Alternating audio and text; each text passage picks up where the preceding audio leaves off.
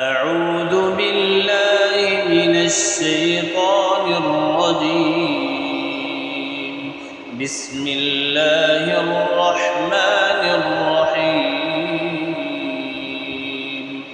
القارعة ما القارعة وما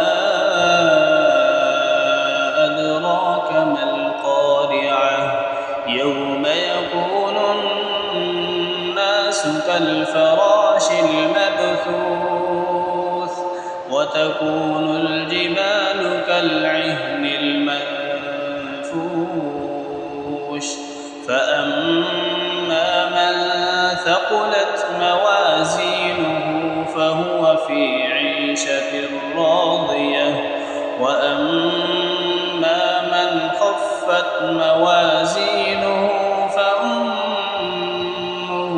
هاوية وما